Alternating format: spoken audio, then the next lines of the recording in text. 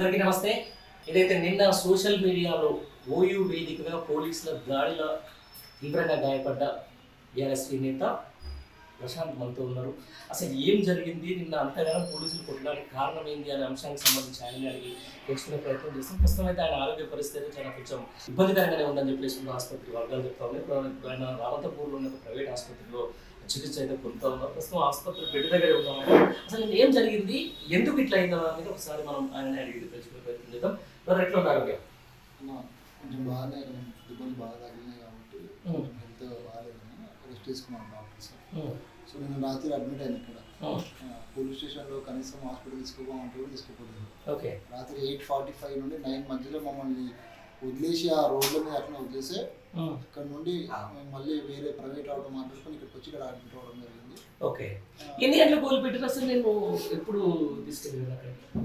మమ్మల్ని ఒక 2:30, 3 o'clockకి మమ్మల్ని లిఫ్ట్ చేసినారు కొట్టుకుంటా తీసుకుని వెళ్ళి. దాదాపు ఒక 7-8 గంటలు మమ్మల్ని పెట్టుకుని అక్కడ 9 గంటలకు అక్కడ నుండి పంపించడం జరిగింది. ఎప్పుడు జాయిన్ అయ్యారు హాస్పిటల్? మేము వచ్చేసి ఇక్కడ 11 అయింది వచ్చేసరికి 11-11:30 ఇక్కడ వచ్చి అడ్మిట్ అవుతుంది. ఏమంటారు డాక్టర్? వాళ్ళు అదే ఇంటర్నల్గా డ్యామేజెస్ అయింది, స్కానింగ్ పంపించని చెప్పి స్కానింగ్ కూడా వెళ్ళినాము. స్కానింగ్ రిపోర్ట్స్ ఇప్పుడు వస్తాయి. ఆ రిపోర్ట్స్ బట్టి ఫర్దర్ ట్రీట్మెంట్ ఏం చేయాలనేది వాళ్ళు డిసైడ్ చేస్తారు. అంటే నేను చూసినాం, అందరం కూడా చూస్తున్నాం, కూడా సోషల్ మీడియా వేదికగా చూసినాం. మేము నిన్న మీ మీద దాడికి సంబంధించిన కూడా చాలా సెల్ ఫోన్లో చిత్రీకరించారు కూడా. అంటే అంత కష్టం ఎందుకు కొట్టాల్సి వచ్చింది మన పోలీసులు?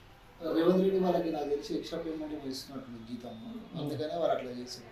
కాకపోతే ఏంటన్నా వాళ్ళు మరీ దౌర్జన్యం. ఇప్పుడు ప్రజలకు సమస్యలు వస్తే ఆదుకోవాల్సిన పోలీసులే ఇవాళ ఒక గవర్నమెంట్ తప్పు చేసి విద్యార్థులకు నష్టం చేస్తుంటే గవర్నమెంట్ ఒక ఆఫీసర్ లాగా వాళ్ళు రిప్రజెంటేటివ్ చేయాల్సింది పోయి ఇవాళ వాళ్ళ యొక్క గూండాలాగా ఒక పోలీస్ యూనిఫామ్లో ఉన్న గూండాలాగా ప్రవర్తించి విడి గుద్దులతో గుద్దుకుండా, అంటే ఒక విద్యార్థులను మేమందరం కూడా విద్యార్థులము మా పైన వాళ్ళ ప్రతాపం చూపించి భయపెడదామని చెప్పి ప్రయత్నం చేసినారు.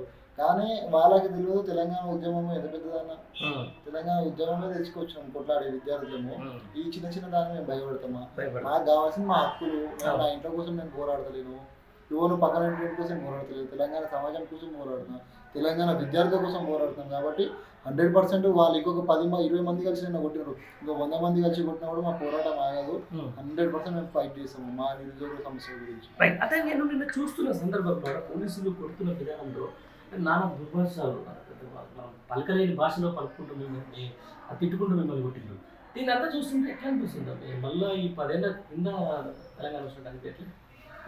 ఒక విషయం అయితే నేను బాగా గ్రహించిన ఈ 7 నెలల్లో ఒక నక్సలైట్ రాజ్యం ఎటుంటుందో నాకు తెలియదు, కానీ ఈ రేవంత్ రెడ్డి ముఖ్యమంత్రిని చూసి ఒక రజాకార్ పాలన నాకు గుర్తుకొస్తుంది. నేను మొన్ననే 3 సినిమా చూసి వచ్చిన. ఆ సినిమాలో నేను అనుకుని అప్పట్లో అట్లుంటున్నా నిజాం రాజు, కానీ ఈ నిజాం రాజు ఈ 7 నెలల్లో చూస్తున్నా ఈ రాజుని, ఈ రజాకార్ రాజుని ఇప్పుడు చూస్తున్నా ఈ రేవంత్ రెడ్డిని. ఈయనకు పరిపాలన చాదం కాదు, ఎట్లా పరిపాలన చేయడమో తెలియదు, ఒక పోలీస్ వ్యవస్థను ఎట్లా వాడాలో తెలియదు.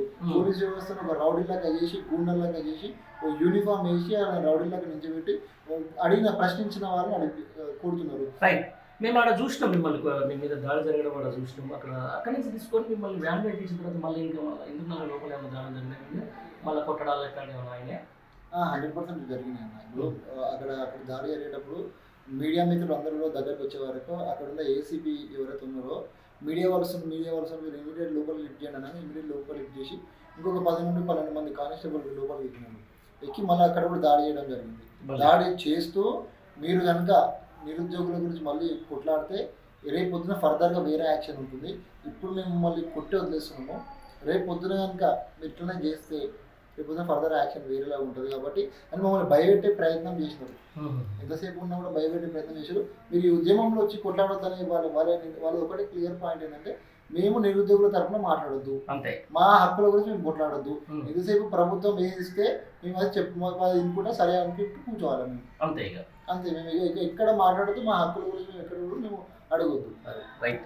ఇది మొత్తానికి ప్రశాంత్ ఎక్కువ నేను మాట్లాడిపించే ప్రయత్నం చేయట్లేదు, ఎందుకంటే కొంచెం ఆయన ఇంటికి సంబంధించి నిన్న ఆ పిడిగుద్దులు గుద్దడం వల్ల కొంచెం ఇబ్బందికరంగా ఉందని చెప్పేసి కూడా ఆయన మనం ఇబ్బంది పెట్టే పరిస్థితి లేదు. కానీ ఏది ఏమైనా కూడా ఇట్లాంటి పోలీసులతో దాష్టికాలు చేయించినా, పోలీసులతో దాడులు చేయించినా ఈ ముఖ్యమంత్రి ప్రజా సమస్యలను తీర్చే వరకు, నిరుద్యోగుల సమస్యలను తీర్చే వరకు, అలాగే అన్ని సమస్యలు తీర్చే వరకు మా పోరాటం మాత్రం ఆగదని చెప్పేసి కూడా ఆ ప్రశాంత్ చెప్తున్నటువంటి పరిస్థితి.